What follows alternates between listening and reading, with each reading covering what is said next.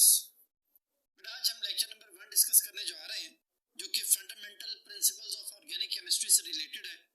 तो बेटा इसमें इस लेक्चर में हम जो चीज़ें डिस्कस करेंगे उसमें ऑर्गेनिक केमिस्ट्री की, ऑर्गेनिक कंपाउंड की डेफिनेशन है बेटा, उनकी जो ना के लेबोरेटरी प्रिपरेशन कैसे की जाती है उसके बारे में इंफॉर्मेशन होगी, क्लासिफिकेशन ऑफ ऑर्गेनिक कंपाउंड के बारे में डिस्कस करेंगे, फंक्शनल ग्रुप और उनकी डिटेल के बारे में डिस्कशन होगी बेटा, उसमें नोमेनक्लेचर और उनका प्रायोरिटी ऑर्डर हम डिस्कस करेंगे, उनके प्रीफिक्स और सफिक्स के बारे में डिस्कशन होगी, आइसोमेरिज्म और उसकी डिटेल्स बेटा इसमें आएंगी, जिसमें स्ट्रक्चरल आइसोमेरिज्म और स्टीरियो आइसोमेरिज्म के बारे में हम डिस्कशन करेंगे। तो बेटा हम स्टार्ट कर रहे हैं। सबसे पहले इंट्रोडक्शन बेटा, जो हमारे पास ऑर्गेनिक केमिस्ट्री है वो क्या है? It is the study of the compounds of carbon and hydrogen, जिसे हाइड्रोकार्बन कहा जाता है, और उसके डेरिवेटिव्स, यानी हाइड्रोकार्बन्स हैं जैसे हमारे पास मीथेन, इथेन, प्रोपेन, ब्यूटेन वगैरह है, या हमारे पास जो है ना वो अल्कीन्स हैं, इथीन और प्रोपीन और ब्यूटीन वगैरह जो आ जाते हैं, या अल्काइंस जिनमें आ जाते हैं हमारे पास, जिनमें हमारे पास इथाइन है, प्रोपाइन है, ब्यूटाइन है, एंड ये और इनके डेरिवेटिव्स। इनके डेरिवेटिव मीन कि इनमें से हाइड्रोजन को हटा के आप कोई और फंक्शनल ग्रुप लगा दें तो फिर इनकी प्रॉपर्टीज एंटायरली चेंज हो जाती हैं। उनकी स्टडी का जो नेम है that is called organic chemistry. ये बेटा हमारा इंट्रोडक्शन है। इसमें दो तरह के कॉन्सेप्ट्स हमारे पास है, एक ओल्ड कॉन्सेप्ट है बेटा और एक जो है मॉडर्न कॉन्सेप्ट है। ओल्ड कॉन्सेप्ट जो है वो ये था जो कि बर्जीलियस का था। बर्जीलियस ने 1807 में वाइटल फोर्स थ्योरी जो है उसको कॉन्सेप्ट दिया। एक्चुअली बर्जीलियस अपने जो ना वो प्रीवियस कारनामों की वजह से ज्यादा मशहूर था, जिसमें एटॉमिक सिंबल्स को असाइन करना, एटॉमिक मैसेज की कैलकुलेशन और एंजाइम्स क्लासिफिकेशन बेटा इसके जो ना वो अचीवमेंट्स हैं। तो जब इसने vital force theory put forward की तो उसने क्या किया, जो ऑर्गेनिक कंपाउंड्स हैं वो सिर्फ लिविंग ऑर्गेनिज्म में पाए जाते हैं, उनकी बॉडी में क्रिएट होते हैं, और वहाँ पे उनके पास एक वाइटल फोर्स होती है जिनकी वजह से उन कंपाउंड्स को क्रिएट करते हैं। एक्चुअली जो लफ्ज ऑर्गेनिक है ये लिविंग ऑर्गेनिज्म से निकला है, जिसका मतलब है कि वो तमाम सब्सटेंसेस जो लिविंग ऑर्गेनिज्म में पाए जाते हैं वो ऑर्गेनिक ही कहलाते हैं, जो उसकी अर्ली हिस्ट्री थी बेटा। लेकिन जो मॉडर्न कॉन्सेप्ट है, फ्रेडरिक वूलर ने 1828 में जो ने करेक्शन किया, जिसमें उसने सिल्वर सायनेट को, AgCNO को उसने मिलाया अमोनियम क्लोराइड के साथ। कुछ बुक्स में पोटाशियम सायनेट भी लिखा हुआ है, कुछ बुक्स में सिल्वर सायनेट लिखा हुआ है, लेकिन जो भी इन दोनों कंपाउंड्स में से हम कंसीडर करें, सिल्वर सायनेट या पोटाशियम सायनेट, उसको मिलाया गया अमोनियम जो है क्लोराइड से। अब जो है सिल्वर क्लोराइड या पोटाशियम क्लोराइड सेपरेट हो गया और अमोनियम सायनेट जो है वो बचा। ये अमोनियम सायनेट है बेटा। अमोनियम सायनेट को जब हीट किया गया तो ये कन्वर्ट हुआ यूरिया में। यूरिया जो है बेटा इससे पहले लैब में प्रिपेयर नहीं किया गया था। यूरिया जो था उसको हासिल करने का तरीका जानवरों का वेस्ट था, जानवरों का यूरिन था, उसमें यूरिया मौजूद और इसको एज ए फर्टिलाइजर के तौर पे यूज किया जाता था। अब ये तो जानवरों की बॉडी में क्रिएट हो रहा है तो ये तो ऑर्गेनिक होना चाहिए। तो ऑर्गेनिक चीज एक इनऑर्गेनिक चीज से, जो उसके स्टार्टिंग कंपाउंड थे अमोनियम, जो हमारे पास क्लोराइड और सिल्वर सायनेट था, वो हमारे पास इनऑर्गेनिक कंपाउंड से। अब इनऑर्गेनिक कंपाउंड जो थे उनसे एक ऑर्गेनिक चीज प्रिपेयर हो रही थी, तो फिर उसने फ्रेडरिक वूलर ने बर्जीलियस की वाइटल फोर्स थ्योरी को रिजेक्ट कर दिया और उसने कहा कि भाई ऑर्गेनिक कंपाउंड्स को लैब में प्रिपेयर किया जा सकता है। तो फिर यहाँ पे हमारे पास एक जो है सबसे पहला कंफ्यूजन जो क्रिएट होती है हमारे पास वो ये बेटा कि ऑर्गेनिक कंपाउंड्स क्या है और उनकी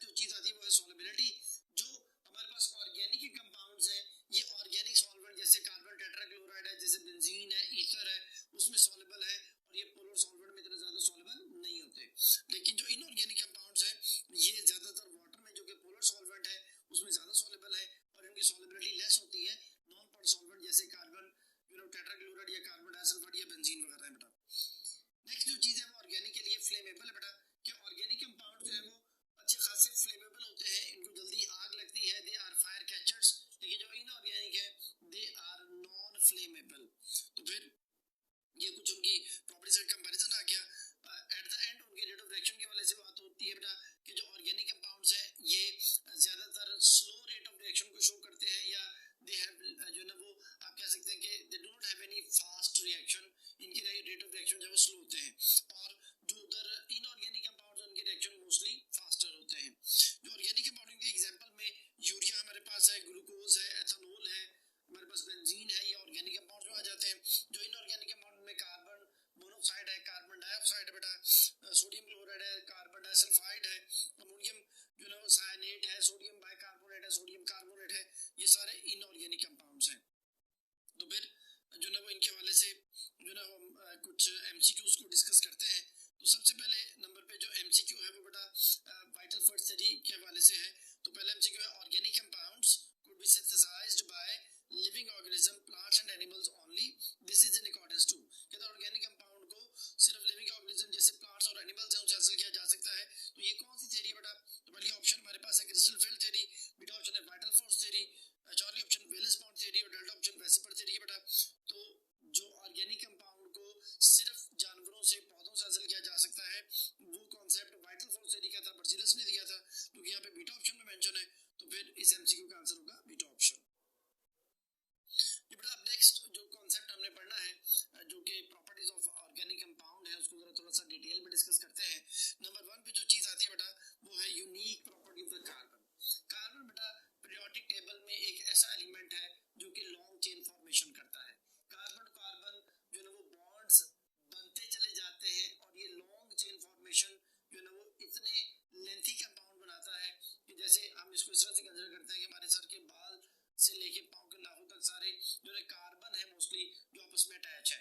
दरख्तों में जो बहुत बड़े बड़े दरख्त हैं जिनमें 60 फीट 70 फीट नॉर्मल जो है वो हाइट होती है, तो उनमें जो है वो अगेन उनकी रूट से लेके उनके आखिरी पत्ते तक जो है वो कार्बन है जो कि आपस में अटैच है। तो कार्बन लॉन्ग चेन फॉर्मेशन करता है जिसमें अरबों खरबों की तादाद में जो है वो कार्बन एटम आपस में मिलके जो है वो लॉन्ग चेन कंपाउंड बनाते हैं और इसी तरह वो रिंग भी बनाते हैं। तो ये प्रॉपर्टी जो है वो सेल्फ लिंकेज प्रॉपर्टी कैटिनेशन कहलाती है, जो कार्बन में सबसे ज्यादा है, दूसरे नंबर पे सल्फर में है, तीसरे नंबर पे सिलिकॉन में है बेटा। तो रीजन उसकी क्या है? रीजन है बेटा उसकी bond energy. Carbon to carbon जो बॉन्ड बनता है वो इंतहाई स्टेबल है, बहुत ज्यादा एनर्जी रिलीज होती है, इसलिए कार्बन लॉन्ग चेन फॉर्मेशन करता है। दूसरे नंबर पे जो एनर्जी रिलीज होती है वो सल्फर में होती है, सल्फर S8 तक आपस में मिलके एक जो है वो साइक्लिक कंपाउंड बना सकता है। तीसरे नंबर पे सिलिकॉन में उसकी बॉन्ड एनर्जी की वैल्यू आती है बेटा। तो नंबर 1 पे हमारे पास कार्बन आ गया, इसलिए कार्बन जो है वो कैटिनेशन करता है। तो ऑर्गेनिक कंपाउंड की जो एक ह्यूज वैरायटी है, जो एक लार्ज नंबर ऑफ कंपाउंड्स है, वो बेटा उसकी कैटिनेशन प्रॉपर्टी की वजह से ही होते हैं। तो ये तो पहली प्रॉपर्टी हो गई। दूसरे नंबर पे है नॉन आयनिक कैरेक्टर। हम बच्चों को कहते हैं कि जो ऑर्गेनिक कंपाउंड्स हैं दे आर मोस्टली कोवलेंट। अब कोवलेंट का कांसेप्ट ये है कि नॉन मेटल का बॉन्ड जब भी बनेगा आपस में वो कोवलेंट कंपाउंड बनाएंगे। ये ज्यादातर ऐसे ही होता है। अब फर्ज करेंगे जी हम कार्बन हाइड्रोजन की बात करते हैं तो कार्बन नॉन मेटल है, हाइड्रोजन नॉन मेटल है, ये आपस में मिलकर मीथेन बना रहे हैं, आपस में मिलकर इथेन बना रहे हैं, प्रोपेन बना रहे हैं, बेंजीन बना रहे हैं, तो इनमें नॉन मेटल्स हैं इसलिए दे फॉर्म कोवलेंट कंपाउंड। लेकिन अगर सोडियम है और उसके साथ क्लोरीन आता है, सोडियम मेटल है, क्लोरीन नॉन मेटल है, तो मेटल नॉन मेटल जब भी बॉन्ड बनाएंगे वो हमेशा आयनिक होगा। मोस्टली वो वाली मेटल्स जिन पे लेस पॉजिटिव चार्ज होता है वो कन्फर्म आयनिक कंपाउंड बना रहे होते हैं, लेकिन ऐसी मेटल्स जिन पे पॉजिटिव चार्ज ज्यादा हो जाए तो फिर वो जो ना कोवलेंट नेचर शो करना शुरू कर देते हैं। जैसे KMnO4 में मैंगनीज की जो ऑक्सीडेशन स्टेट है वो +7 हो जाती है, तो मैंगनीज यहाँ पे डबल कोवलेंट बॉन्ड जो है वो बना रहा होता है, जो कि एक नॉन मेटल जो है वो एलिमेंट की प्रॉपर्टी होती है। तो फिर हम ये कहते हैं बच्चों को कि लेस पॉजिटिव चार्ज जो है उसको आयनिक बनाता है, मोर पॉजिटिव चार्ज जो मेटल जो है उसे कोवलेंट बनाता है। लेकिन यहाँ पे जो कि हम ऑर्गेनिक कंपाउंड में carbon hydrogen oxygen sulphur nitrogen वगैरह की बात करते हैं, ये सारे कन्फर्म नॉन मेटल है, तो फिर ये जो है वो नॉन आयनिक कैरेक्टर या कोवलेंट कैरेक्टर जो है वो शो करते हैं। तीसरे नंबर पर जो चीज है वो आइसोमेरिज्म के बारे में हम डिटेल पढ़ेंगे। आइसो कहते हैं सेम को, मार कहते हैं पार्ट को, इज्म कहते हैं फिनोमेना को। जब दो डिफरेंट कंपाउंड जो है उनका मॉलिक्यूलर फार्मूला सेम हो लेकिन उनका स्ट्रक्चरल फार्मूला या उनकी जो arrangement of atoms in the molecule या कंपाउंड है वो डिफरेंट हो जाए तो फिर हम उसे आपस में आइसोमर कहते हैं। जैसे हमारे पास एथेनॉल है और हमारे पास जो है वो डाई मिथाइल ईथर है। यहाँ पे हम एग्जांपल लिख देते हैं, ये हमारे पास है CH3 CH2OH और CH3OCH3 बेटा। तो दिस वन इज एथेनॉल। ये मेडिसिन के तौर पे कफ सिरप के अंदर आप इसको पीते हैं। और जो डाई मिथाइल ईथर हमारे पास है ये पॉइजनस इन नेचर होता है। तो फिर जो है दोनों की प्रॉपर्टीज, उनकी मेल्टिंग बॉइलिंग पॉइंट, उनकी जो है केमिकल रिएक्टिविटीज बिल्कुल चेंज हो जाती हैं। तो ये जो प्रॉपर्टी शो करना कि डिफरेंट जो है उनके स्ट्रक्चर शो करना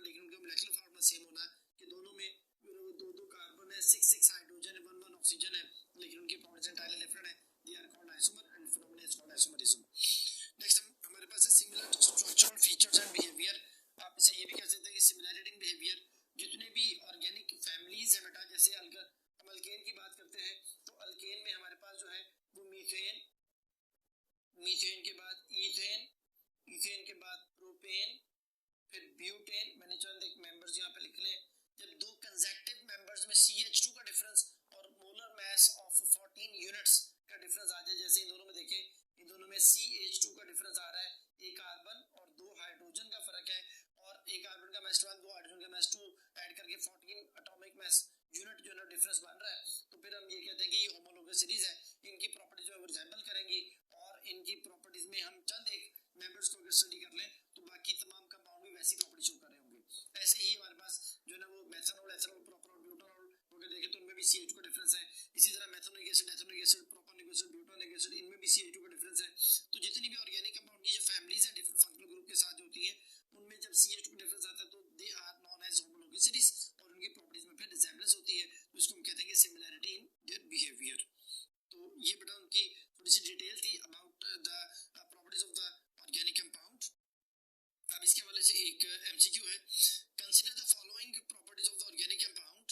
नंबर 1 पे आइसोमॉर्फिज्म, नंबर 2 पे कैटिनेशन, नंबर 3 पे कॉम्प्लेक्सिटी ऑफ ऑर्गेनिक कंपाउंड्स, और नंबर 4 पे आइसोमेरिज्म। कहते हैं ये प्रॉपर्टीज ऑर्गेनिक कंपाउंड की, तो which of the given statement is are incorrect about the organic compound. कहते हैं ऑर्गेनिक कंपाउंड के हवाले से कौन सी बात जो है इनकरेक्ट है। तो बेटा ऑर्गेनिक कंपाउंड जो है वो आइसोमॉर्फिज्म प्रॉपर्टी शो नहीं करता। आइसो कहते हैं सेम को, मॉर्फ कहते हैं स्ट्रक्चर को, इज्म कहते हैं फिनोमेना को। जो इनऑर्गेनिक क्रिस्टलाइन कंपाउंड्स होते हैं बेटा वो ये प्रॉपर्टी शो करते हैं जब दो डिफरेंट जो है ना वो कंपाउंड जो है वो हमारे पास सेम क्रिस्टलाइन शेप शो करें तो हम उनको आइसोमॉर्फ बोलते हैं, और उस फिनोमेना को आइसोमॉर्फिज्म कहा जाता है। ऑर्गेनिक कंपाउंड तो ज्यादातर जो है वो लिक्विड या गैस की शक्ल में है, या एमॉर्फस सॉलिड की शक्ल में है, या क्रिस्टलाइन सॉलिड की शक्ल में होते ही नहीं है। तो इसका मतलब ये है कि ये आइसोमॉर्फिज्म वाली प्रॉपर्टी शो नहीं करते। तो पहली में ऑप्शन में हमारे पास लिखा है 1 only, beta 2 only, Charlie 2 and 4, delta 1 2 3 and 4। तो फिर पहली ऑप्शन है 1 ओनली, वो पॉसिबल नहीं हो सकती, उसकी जो ना उसके वाले प्रॉपर्टीज के वाले से इनकरेक्ट है। तो फिर इसे MCQ का आंसर हुआ अल्फा ऑप्शन। नेक्स्ट जो MCQ वो भी इसी कॉन्सेप्ट के हवाले से है कि all of the following substances are inorganic in nature except. कहते सारे जो सब्सटेंसेस हैं वो इनऑर्गेनिक इन नेचर है सिवाय एक के, यानी एक ऑर्गेनिक है। तो नंबर पे सोडियम कार्बोनेट है, मेटल आगे बढ़ा, इसमें जो कार्बोनेट है उसको आग नहीं लगती, उसके मेल्टिंग पॉइंट हाई होते हैं ज्यादातर, और जो ना वो जो मैंने आपको प्रॉपर्टीज बताई थी कि इनके रेट ऑफ रिएक्शन जो है फास्ट होते हैं। तो फिर ये सोडियम कार्बोनेट जो है वो एक इनऑर्गेनिक कंपाउंड है। इसी तरह बीटा ऑप्शन कार्बन सल्फाइड, अभी हमने थोड़ी देर पहले इसको डिस्कस किया था, ये जो है एक इनऑर्गेनिक है, मैंने एग्जांपल में से बोला था। जो चार्ली ऑप्शन है शुगर, बेटा शुगर जो है बेसिकली जो ना वो एक नेम है केमिकल, उसका जो नेम है वो सुक्रोज है बेटा, तो हम इसे कॉमनली शुगर बोलते हैं। और ज्यादातर ये प्लांट्स में और जो ना वो फ्रूट्स वगैरह में, वेजिटेबल वगैरह में पाई जाती है, कुछ नट्स वगैरह में भी जो ना शुगर मौजूद होती है। तो ये एक ऑर्गेनिक कंपाउंड है। और जो डेल्टा ऑप्शन ग्रेफाइट, ये भी इनऑर्गेनिक है। तो फिर यहाँ पे पूछा कहता है बाकी सारे इनऑर्गेनिक है सिवाय एक है, तो चार्ली ऑप्शन यहाँ पे आंसर बनता है, जहाँ पे शुगर है बेटा। तो फिर MCQ का आंसर हुआ Charlie option. Next MCQ again बेटा इन्हीं के हवाले से है कि which of the following is not general characteristic feature of the homologous series. कहते हैं होमोलोगस सीरीज की कौन सी कैरेक्टरिस्टिक फीचर नहीं है। तो पहले नंबर पे all compounds of the series contain the same element and the functional group. देखिए यहाँ पे मैंने भी आपको समझाया था कि ये अल्केन फैमिली है, तो सब में कार्बन कार्बन सिंगल बॉन्ड है, वो अल्केन्स है बेटा। अगर इसी तरह हम यहाँ पे अल्कोहल्स लिख लें, मैं इसके यहाँ पे मेंशन कर देता हूँ कि ये हमारे पास मेथनॉल है CH3OH, फिर बेटा एथनॉल आ जाएगा, फिर प्रोपानॉल आ जाएगा बेटा, 1 प्रोपानॉल है ये, फिर ब्यूटानॉल आ जाएगा CH3CH2CH2CH2 फिर OH। तो इन सब में अगर इन दोनों की बात की जाए, दो कंसेक्टिव मेंबर्स की बात की जाए, तो CH3 से कैंसिल, OH से कैंसिल, तो बाकी CH2 रह जाता है। इनमें भी CH2 का डिफरेंस है, तो इनमें एक कॉन्सेप्ट ये भी है कि फंक्शनल ग्रुप सेम रहेगा, फंक्शनल ग्रुप सेम रहेगा। तो पहली ऑप्शन यहाँ पे इस MCQ में यही थी कि all compounds in the series contain the same elements and the functional group, के सेम टाइप ऑफ एलिमेंट हो और उनके जो फंक्शनल ग्रुप भी सेम हो। तो पहली बात ठीक है।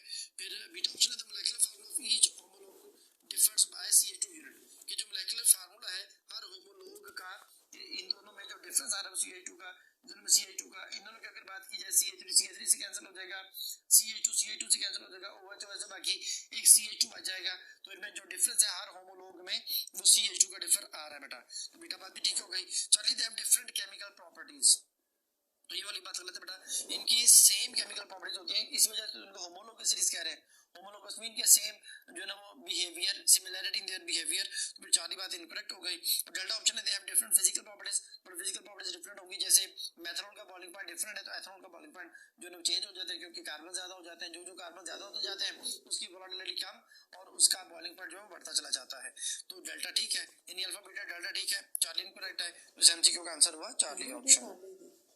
जो नेक्स्ट जो हमारे पास अब हमने टॉपिक डिस्कस करना है वो है क्लासिफिकेशन ऑफ ऑर्गेनिक कंपाउंड। बड़ा पर्पस जो क्लासिफिकेशन ऑफ ऑर्गेनिक कंपाउंड का वो क्या है, तो पर्पस हमारे पास ये है कि हमारे पास जो ऑर्गेनिक कंपाउंड है वो मिलियंस की तादाद में है, तो इतने ज्यादा ऑर्गेनिक कंपाउंड को सेपरेटली स्टडी करना हमारे लिए आसान नहीं है।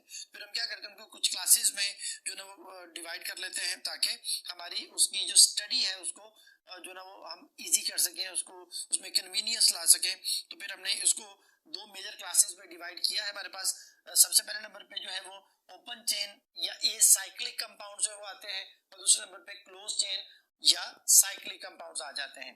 ओपन चेन कोई साइक्लिक हम कह रहे हैं, यहाँ पे ए से मुराद नॉट साइक्लिक है। जैसे ए सिमेट्रिक होता है बेटा, ऐसे ए साइक्लिक है, तो ए यहाँ पे नॉट के जो ना शो कर रहा है। अब ओपन चेन की आगे दो मेजर टाइप्स बन रही हैं, एक नॉन ब्रांच चेन है बेटा और एक ब्रांच चेन कंपाउंड्स होते हैं। नॉन ब्रांच चेन में मैंने यहाँ पे एग्जांपल लिखी हुई है एन ब्यूटेन की। बेटा ये जो एन है इसका मतलब है नॉन ब्रांच्ड। बच्चों को मैं इसकी डेफिनेशन कुछ इस तरह से कॉन्सेप्ट समझाता हूँ कि ऐसी चेन जिसमें प्राइमरी और सेकेंडरी कार्बन आते हो। प्राइमरी सेकेंडरी कार्बन क्या है, ऐसा कार्बन बेटा जो डायरेक्टली एक कार्बन से जुड़ा हो वो प्राइमरी कार्बन कहलाता है। 1 के ऊपर डिग्री से शो किया जाता है। तो ये CH3 प्राइमरी है।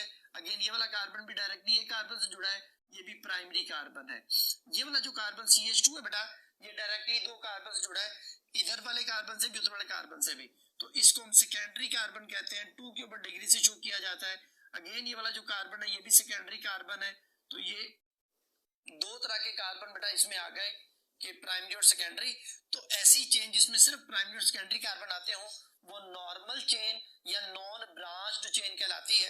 इस वजह से इसके साथ एन ब्यूटेन मेंशन किया गया बेटा, एन फॉर नॉन ब्रांच या नॉर्मल। दूसरी तरफ आते हैं तो ब्रांच्ड चेन हमारे पास ऑर्गेनिक कंपाउंड्स हैं। इनमें अगर आप गौर करें तो ये वाला कार्बन जो है वो प्राइमरी कार्बन है बेटा। प्राइमरी के लिए अगेन 1 के ऊपर हम डिग्री से शो करेंगे। ये वाला कार्बन भी प्राइमरी है, डायरेक्टली एक कार्बन से जुड़ा हुआ है। ये वाला कार्बन भी प्राइमरी है, डायरेक्टली एक कार्बन जुड़ा हुआ है। ये वाला जो कार्बन बेटा वो डायरेक्टली 3 कार्बन से जुड़ा है, तो दिस वन इज टर्शरी। ये टर्शरी कार्बन है बेटा। जो टर्शरी कार्बन डायरेक्टली 3 कार्बन से जुड़ा होता है, तो जिस चेन में टर्शरी कार्बन आ जाए उसे हम ब्रांच्ड चेन का नाम देते हैं। इस तरह जिसमें क्वाटनरी कार्बन आ जाए, ऐसा कार्बन जो डायरेक्टली 4 कार्बन से जुड़ा हो उसे क्वाटनरी कार्बन कहते हैं। ये देखिए बेटा ये CH3 प्राइमरी है, ये वाला CH3 जो है वो ये भी प्राइमरी है। अब इसी तरह से अगर हम इसको मेंशन करते हैं इस CH3 को, ये भी प्राइमरी है बेटा। इस वाले CH3 को ये भी देखें प्राइमरी है। लेकिन ये वाला जो कार्बन है ये क्वाटनरी है और 4 के ऊपर डिग्री से शो किया जाता है। तो ऐसी चेन जिसमें प्राइमरी के अलावा टर्शरी भी आ जाए या सेकेंडरी के अलावा टर्शरी आ जाए, प्राइमरी सेकेंडरी के अलावा टर्शरी हो जाए, या प्राइमरी के साथ टर्शरी आ जाए, या प्राइमरी के साथ क्वाटनरी आ जाए, तो उन्हें बेटा ब्रांच चेन कहा जाता है। तो अगर टर्शरी है तो यहाँ पे सेकंड कार्बन पे मिथाइल है तो इसको आइसो बोला जाता है। सेकंड कार्बन पे 2 मिथाइल आ जाए तो इसे नियो बोला जाता है। इसमें टोटल 4 कार्बन है आइसोब्यूटेन, इसमें टोटल 5 कार्बन है नियोपेंटेन। इस तरह अगर टोटल 6 कार्बन होते, सेकंड पे 2 मिथाइल होते तो वो नियोहेक्सेन होता।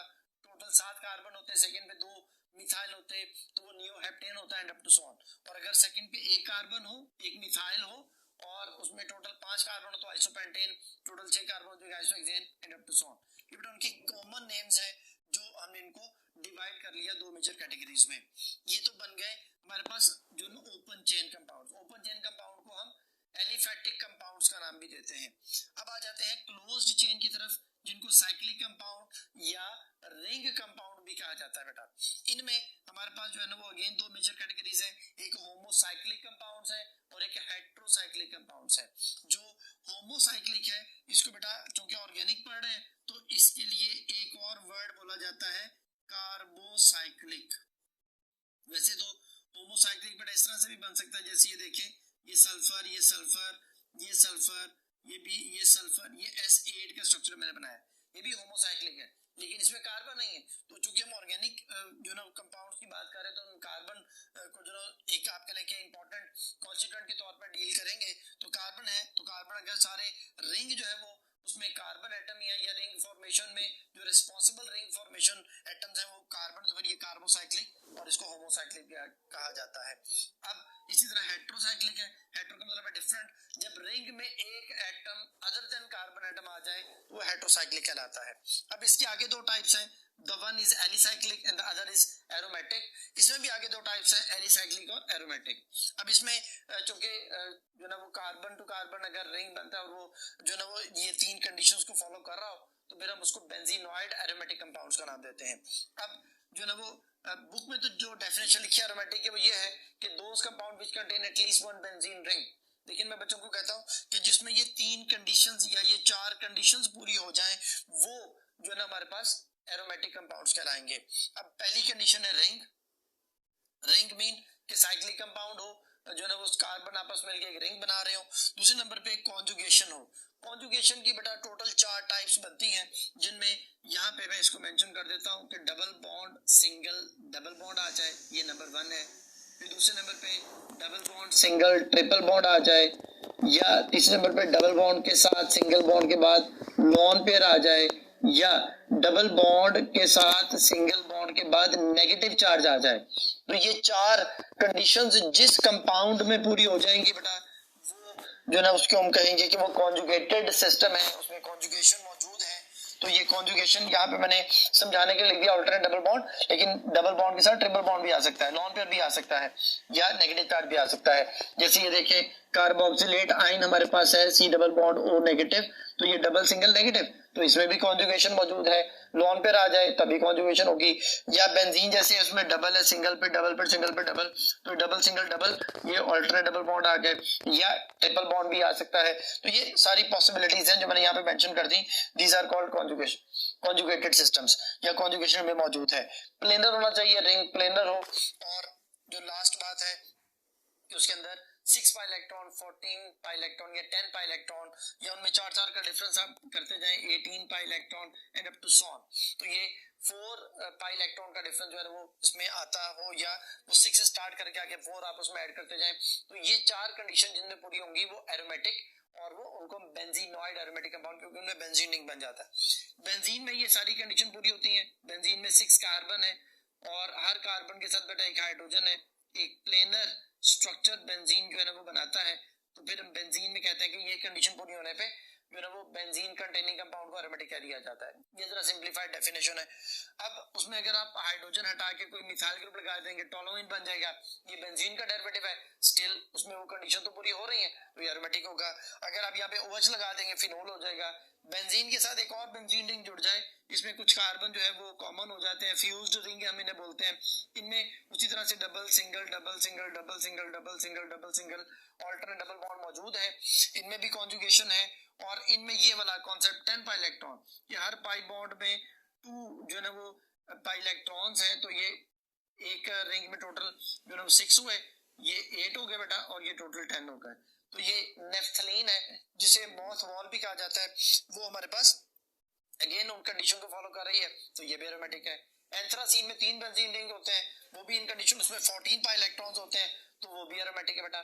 तो जिनमें कंडीशंस फॉलो होंगी वो एरोमेटिक होगा। लेकिन अगर रिंग हो, सिर्फ पहली कंडीशन पूरी हो रही हो लेकिन बाकी कंडीशन फुलफिल ना हो, या कुछ कंडीशन फॉलो हो जाए सारी कंडीशन फुलफिल ना हो, फिर उन्हें एलिसाइक्लिक कहा जाता है। ये देखिए बेटा हमारे पास यहाँ पर जो ना ये मैंने जो कंपाउंड बनाया हुआ, ये जो ट्राइंगल जैसा है, this one is called cyclopropane. ये कॉन्सेप्ट ये है बेटा कि CH2 फिर single bond CH2 single bond CH2 और ये सिंगल बॉन्ड, इसमें 3 कार्बन जो कि रिंग बना रहे हैं और सैचुरेटेड है। अब इसमें सिर्फ पहली कंडीशन फुलफिल हो रही है कि रिंग है, बस इसमें कोई डबल बॉन्ड नहीं है, कोई कॉन्जुगेशन नहीं है, तो फिर ये जो है वो एलिसाइक्लिक कंपाउंड कहलाएगा। इसको एक ट्राइंगल की शक्ल में बनाते हैं। इसी तरह अगर यहाँ पे हर कोने पे ये 4 कार्बन बन जाए तो ये साइक्लोब्यूटेन, क्योंकि इसके अंदर जो है वो सारे सिंगल बॉन्ड है, सिग्मा बॉन्ड है, कोई पाई बॉन्ड नहीं है। अगर बेटा उसके अंदर एक पाई बॉन्ड आ जाए तो वो साइक्लोब्यूटीन हो जाएगा, या 2 पाई बॉन्ड आ जाए तो साइक्लोब्यूटाडाइईन हो जाएगा, जैसे मैंने यहाँ पे बनाया हुआ। अब इसमें देखिए बेटा इस कंपाउंड में रिंग भी है, कॉन्जुगेशन भी है, डबल बॉन्ड फिर सिंगल फिर डबल फिर सिंगल, यानी ये 2 कंडीशन पूरी हो रही है। लेकिन ये जो आखिरी कंडीशन है 6 पाई इलेक्ट्रॉन्स वाली वो इसमें पूरी नहीं हो रही, इसलिए ये एरोमेटिक नहीं है, इसको एलिसाइक्लिक ही कहेंगे। इसी तरह हमारे पास साइक्लोपेंटेन है बेटा, अगर यहाँ पे इसके अंदर एक पाई बॉन्ड लगा दिया जाए तो साइक्लोपेंटीन हो जाएगा, 2 पाई बॉन्ड लगा दे साइक्लोपेंटाडाइईन हो जाएगा। इसी तरह ये हमारे पास साइक्लोहेक्सेन है बेटा, 6 मेंबर, इसमें जितने उसके कोने हैं वर्टिसेस हैं उतने कार्बन है, तो ये साइक्लोहेक्सेन बनेगा। अगर उसके अंदर एक पाई बॉन्ड लगा दें साइक्लोहेक्सीन बन जाएगा, और अगर उसके अंदर 2 पाई बॉन्ड लगा दें साइक्लोहेक्साडाइन हो जाएगा, जिसमें हमारे पास रिंग और कॉन्जुगेशन वाली कंडीशन पूरी हो रही है, लेकिन आखिरी कंडीशन पूरी नहीं होती। तो फिर ये सारे जो मैंने एग्जांपल्स लिखे हैं ये सारी एलिसाइक्लिक है, इनको होमोसाइक्लिक एलिसाइक्लिक कहा जाता है बेटा। अब इधर आ जाते हैं हेट्रोसाइक्लिक, जिनमें एक एटम जो है ना वो अदर देन जो ना वो कार्बन हो, यानी कार्बन के अलावा कोई एटम आ जाए, तो फिर वो क्या होते हैं, उनमें बेटा अगेन एरोमेटिक एलिसाइक्लिक है। पहले एरोमेटिक समझाता हूँ इसको। देखें बेटा, इस कंपाउंड में यहाँ पे कार्बन है, यहाँ कार्बन है, यहाँ कार्बन, इधर कार्बन, इधर कार्बन, इसके साथ यहाँ हाइड्रोजन है, इधर भी हाइड्रोजन है, इधर भी हाइड्रोजन है, इधर भी हाइड्रोजन है, और इधर भी हाइड्रोजन है, यानी ये C5H5 है, उसके साथ एक N है। अब इसमें बेटा रिंग है मौजूद है, पहली कंडीशन। फिर उसके बाद उसमें कॉन्जुगेशन है बेटा, double bond single double single double मौजूद है, कॉन्जुगेशन है, तो फिर ये सेकंड कंडीशन भी पूरी हो गई, प्लेनर है। और हर पाई बॉन्ड में टोटल जो है ना वो 2 इलेक्ट्रॉन, तो टोटल 6 पाई इलेक्ट्रॉन, जैसे बेंजीन में हो रहा था। बेंजीन में भी 3 पाई बॉन्ड थे, लेकिन अब उसको डीलोकलाइज्ड पाई इलेक्ट्रॉनिक क्लाउड बोलते हैं, तो हर पाई बॉन्ड में 2 इलेक्ट्रॉन, टोटल 6 पाई इलेक्ट्रॉन्स। ऐसे बेटा इसमें भी 6 पाई इलेक्ट्रॉन्स हैं, तो ये सारी कंडीशंस उसमें भी पूरी हो रही हैं, तो फिर ये भी एरोमेटिक है। लेकिन अब इसे क्या कहेंगे, इसमें बेंजीन रिंग नहीं, इसमें 6 कार्बन नहीं है, तो ये नॉन बेंजीनॉइड एरोमेटिक कंपाउंड कहलाएगा, ये हेट्रोसाइक्लिक एरोमेटिक कंपाउंड इसे बोलेंगे। तो ये कंपाउंड जो है वो क्या है, दैट इज पाइरिडीन, ये बेटा पाइरिडीन है। अब अगर पाइरिडीन में से पाई बॉन्ड खत्म कर दिया जाए और इस तरह से बना दिया जाए ऐसे, ये दिस वन, तो इसको बोलते हैं पिपरिडीन। पिपरिडीन जो है वो अब एरोमेटिक नहीं रहा, तो अब हम इसको एलिसाइक्लिक हेट्रोसाइक्लिक कंपाउंड का नाम देंगे। नेक्स्ट हमारे पास जो ना वो पायरोल है बेटा, पायरोल में जो ना वो 4 कार्बन है, यहाँ पे इधर इधर और इधर, और जो ना वो 5वां नाइट्रोजन है। इसमें ये वाली कंडीशन फुलफिल हो रही है, दिस वन, जिसमें double bond single lone pair, ये देखें, ये double bond single lone pair, double bond single lone pair, या double bond single double bond, यानी पहली और तीसरी जो कंडीशन जो मैंने भी आपको समझाई थी वो फुलफिल हो रही है यहाँ पे, तो ये भी एरोमेटिक है बेटा।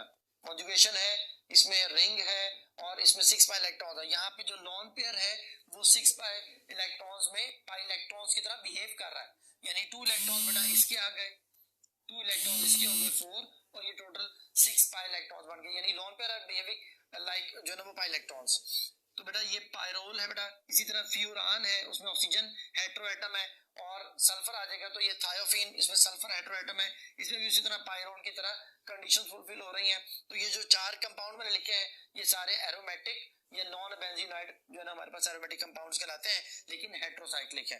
अगर इनमें से पाई बॉन्ड खत्म कर दें तो ये फ्यूरान मैंने अभी बोला था, फ्यूरान में हाइड्रोजन जो ना वो ऐड करें, पाई बॉन्ड खत्म होंगे, तो टेट्रा हाइड्रोफ्यूरान बन जाएगा। ये बेटा थायोफीन है, थायोफीन में अगर हम पाई बॉन्ड खत्म करते हैं, हाइड्रोजन ऐड करते हैं, तो ये टेट्रा हाइड्रो थायोफीन जो है वो हमारे पास बन जाएगा, THT हम उसे बोलेंगे। तो ये एलिसाइक्लिक और एरोमेटिक हेट्रोसाइक्लिक जो ना कंपाउंड्स में हमारे पास आ गए। तो ये उनका जो ना कॉन्सेप्ट आ गया अबाउट द क्लासिफिकेशन। तो अब ये सारे कॉन्सेप्ट तो मैंने आपके सामने बता दिए, तो इससे रिलेटेड कुछ एमसीक्यूज हैं उनको हम डिस्कस करते हैं। पहला एमसीक्यू बेटा देखें, which of the following is a heterocyclic compound, कहता कौन सा हेट्रोसाइक्लिक कंपाउंड है। तो पहले नंबर पे पायरिडीन है, बीटा ऑप्शन नेफ्थलीन है, चार्ली टोलुइन है, डेल्टा बेंजल्डिहाइड है। तो बेटा पायरिडीन जो है वो हेट्रोसाइक्लिक है, अभी बता दिया, दिस वन इज पायरिडीन। तो हमारे पास जो ऑप्शन ये टोलुइन है बेटा, और नेफ्थलीन ये भी बता दिया।